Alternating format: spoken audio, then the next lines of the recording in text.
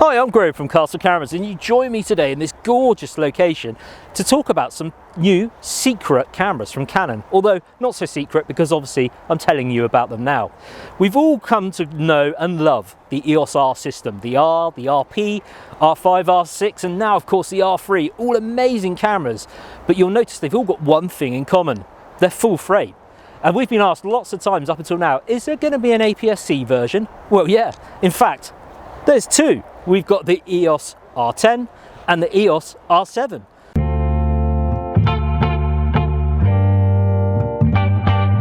Both of these cameras sport some incredible technology and they both sport aps-c sensors. It's a really exciting move for Canon, moving into this area that's been dominated by other brands for so long, and it's a really nice strong complement to the existing EOS R cameras. Let's go now and chat to Dave Parry from Canon for an in-depth technical analysis. Hello, I'm Graham from Castle Cameras, and today you find me in this rather salubrious location with none other than product specialist for Canon UK, Dave Parry. How you doing, Dave? I'm very well, thank you. And obviously we're here to talk about some exciting new products, namely the R7 and the R10. So Dave, aps-c in an R mount body. Why now? Well, I mean, we've been talking a lot about full frame for a few years now, and really we understand there isn't a customer out there who wants an aps-c size sensor. There are big benefits to it. The main one being the reach, that it just gives you that ability to get closer to, or effectively closer to your subject and get your subject to feel the frame. So we wanted to create these cameras and add this into the system, but these are genuinely part of our R system. They have the R mount on them, and they have a lot of features from our other R cameras as well. Yeah. No, I must say, in aps-c camera, but it's certainly you can see straight away a lot bigger in its physical size than an M series camera. A lot more what we're used to, familiar with a DSLR grip or a mirrorless style grip. So yeah, I can definitely see this being an option for people that like using that kind of DSLR sort of experience. Yeah, it's interesting that you mentioned the M series there as well. So the M series is still in our range, and those are incredibly small and incredibly lightweight. Yeah. So if you want a really, really small aps-c size sensor mirrorless camera, those are the cameras for you. What you may find with those is that for some people they may not have the buttons that you need or the functions and this kind of thing, whereas these would be a better option to have a look at. So really people have got those choices of what's important for them. As you mentioned about the button layout and so on, these are so familiar to anyone who's ever used any of our EOS cameras, because you've got the control wheels on the top here, you've got the main dials and this kind of thing. And just mention as well briefly that we've got two new lenses on here as well. So there's actually four products. Yeah, exactly. Four new products to show you here. Yeah, we've got an 1845, and then we've got an 18 to 150 as well. Yeah, this 18 to 45, it's lovely and compact and small. It's got that kind of retractable lens design, which makes it lovely and compact with this little R10 body. I could definitely see this being aimed at kind of a lifestyle travel kind of photographer, particularly with this small kit lens, and it's the weight is the thing that grabs my attention as well. It's considerably lighter in weight than the DSLR kind of equivalent. I mean, it's actually lighter than the 250D. Yeah. Which was our lightest DSLR we ever created. So it's actually lighter than that. But what I love about this is it's still got the big grip. So even though it's incredibly small and lightweight, the grip is still a lovely still feels size. like a full-size camera. Exactly, yeah, still feels really comfortable. Yeah. You've also got the joystick on the back, which is unusual at this kind of level. And even though it's quite a simple sort of design on the outside as far as the button layout and so on, the internals on this is just amazing. It's way above anything we've ever done on like 850D or 250D and that kind of thing. It really is next level on its spec, which is just amazing. Certainly looking at the spec sheet, things like the shutter rate at 15 frames per second on the mechanical and the autofocus system, it's pretty incredible what's being packed into this little R10. So dual pixel Cmos AF2. Yeah. And that's a system that you find, it's a very, very similar system to what you've got on like our R3, our flagship mirrorless, R5, R6. And we've now got it on a product to this level. Yeah. So, you want to track moving subjects, it's got face, head, body detection for people, it's got animal detection, birds, cats. And the vehicle, the new vehicle. And it's got vehicle detection as well. Yeah. So it's an incredibly sophisticated autofocus system. in what is essentially a very small lightweight package. So, and it's a 4K video as well. Yep, so you've got 4K on here as well, so great video functionality. You've got microphone input on here as well. Variable angle screen. We've really managed to pack a lot into this little R10. I could really see, actually, someone that's getting into photography at the kind of the enthusiast kind of level. So they've had a go with the smaller, lighter cameras. They've discovered they love a bit of photography, and they want to push to something where they got a bit more control, with a bit more ability that could take them further on their journey. This camera is going to be ideal for that.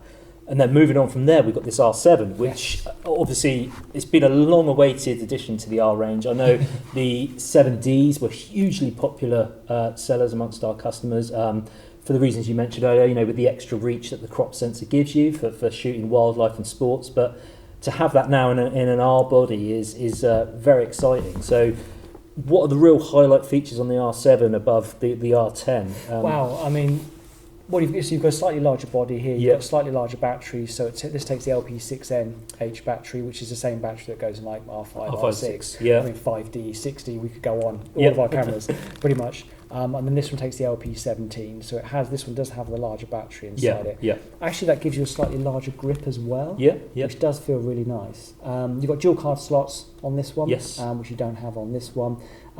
You've got a slightly larger, a slightly higher resolution screen on the back here as well. Still a 3-inch screen, but a higher resolution screen on here. You've got, for video, you've got microphone and headphone input on here as well.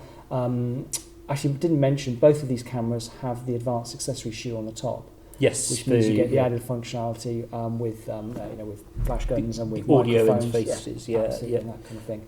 So the other thing I think I really like on this, as far as what the outside is concerned, is and I know you looked at. I was going to say this is my favourite new feature. Yes, so we've actually combined the joystick and the control wheel here together into one function for your thumb. So when you've got your thumb on it, you can very quickly move around. You can change start your AF, focus you can change the point, or exposure compensate, or whatever you want to do with this. And I like the way you got that to your eye. You've got both those functions to hand straight away on the same digit on your your hand, right next to the AF on button as well. So really ergonomically, this is now a serious tool, for getting those shots in a rapid fire situation that it would be used in. Absolutely. And what have you got inside? You got 15 frames a second mechanical. You got 30 frames a second electronic shutter. You got dual pixel Cmos AF2 that we just spoke about. I mean, it's a beast for what it can do. Yeah. And the megapixels, over 30 million pixels on here. Exactly. So there isn't really a type of photography you couldn't do with this. I was going to say that kind of sets it apart from the 7D almost in terms of what the 7D used to represent. You've got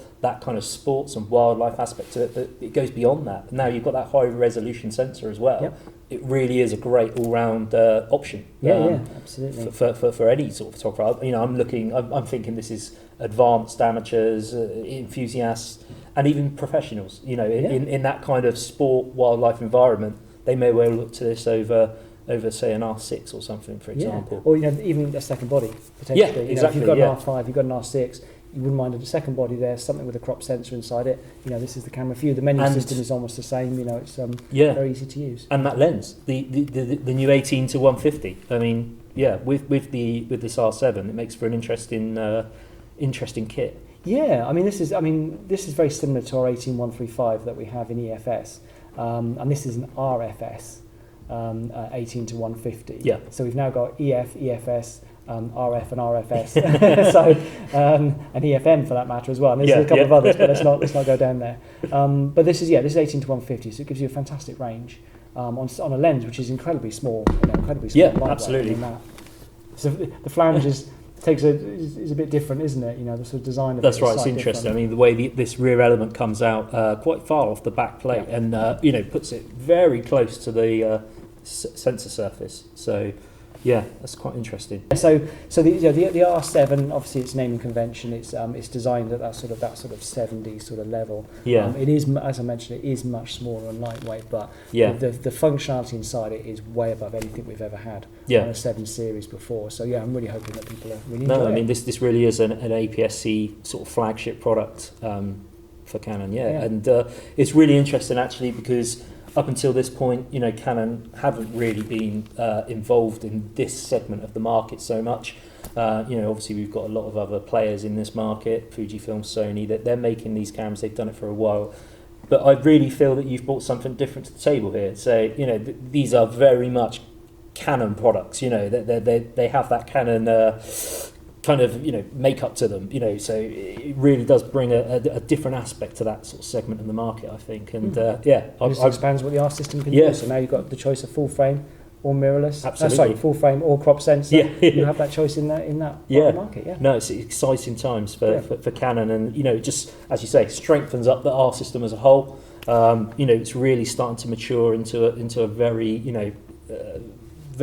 good proposition for anyone wanting to get into sort of photography at a more advanced level. Yeah, cool, great stuff. All right, no problem. Well, thank you, Dave. That's all right. So let's go out and actually try these things out now.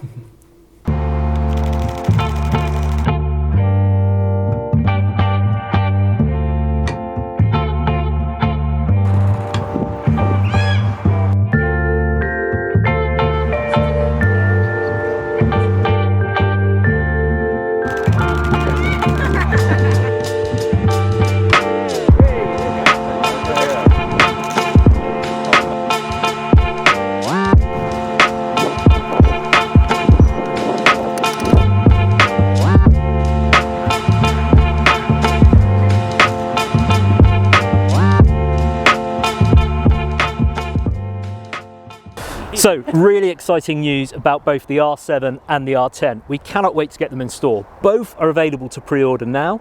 Stock ships the end of June on the R7 and the end of July on the R10. So be sure to get your pre-order in to get delivery from our first batch.